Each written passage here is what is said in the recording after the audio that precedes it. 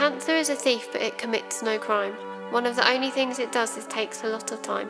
Time to break, time to heal, time to adjust, and time to feel real. Cancer isn't evil, it's also taught me a thing or two.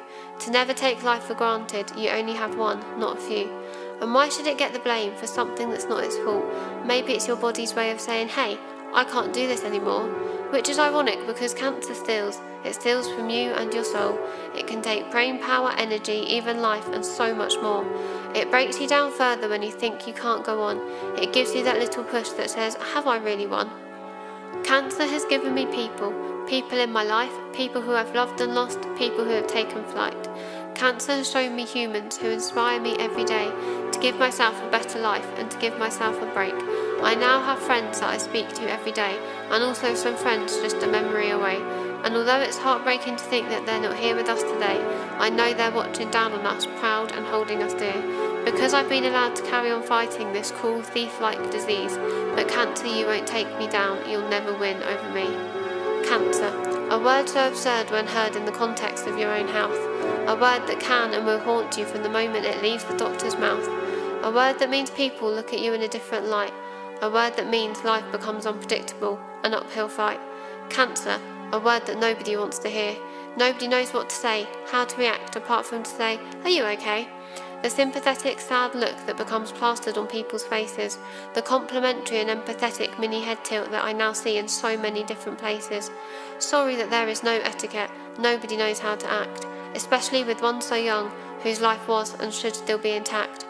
I was 21 when I was diagnosed, young, naive and gloriously free, loving life and learning who I wanted to be. I remember being called into a tiny box room. They waited for my mum and I knew that was never good. The doctor sat us down and asked if I knew what was wrong.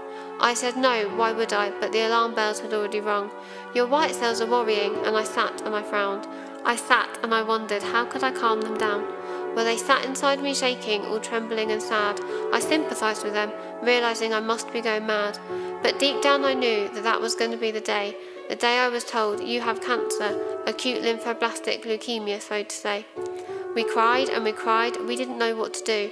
A million questions pop into your head and I realised I had everything to lose. The rush to tell the people that you hold near and dear, that a word that everyone fears has made itself so clear.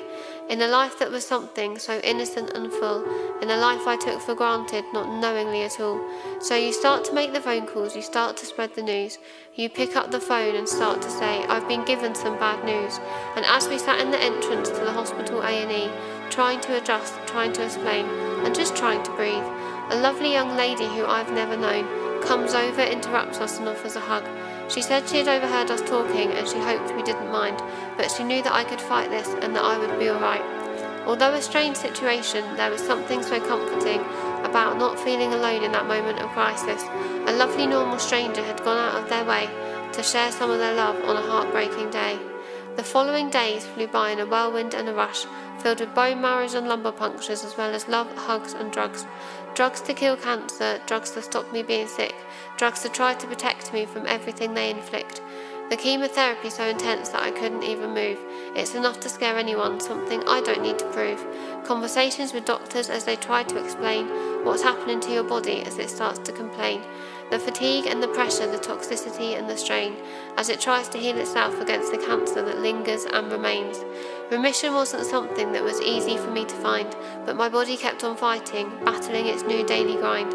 And finally, when it found it, the doctors came around to drop another bombshell. I needed some new cells. A bone marrow transplant, or stem cells as they're known. It was my best chance of survival because to this cancer I was prone. So out there in this world is someone I hold close. Someone who donated part of their life to someone they don't know. To that person I will always be. So grateful, so thankful and so personally touched by everything that they have done. They gave me their time, their cells and their blood so that I could live the life that I'd already begun. And now I have the opportunity to beg and to plea to the people of this world who can make a difference to the people like me. You could save someone's life just like she did for me. You can let someone live and be who they want to be. Cancer doesn't define me. It might refine me, I guess, but it isn't all that I am. It can consume my time and try and swallow me whole. It can break me down and it can take its toll. But cancer will never be the best or only part of me. I stand strong and I'll fight on, and in that I believe.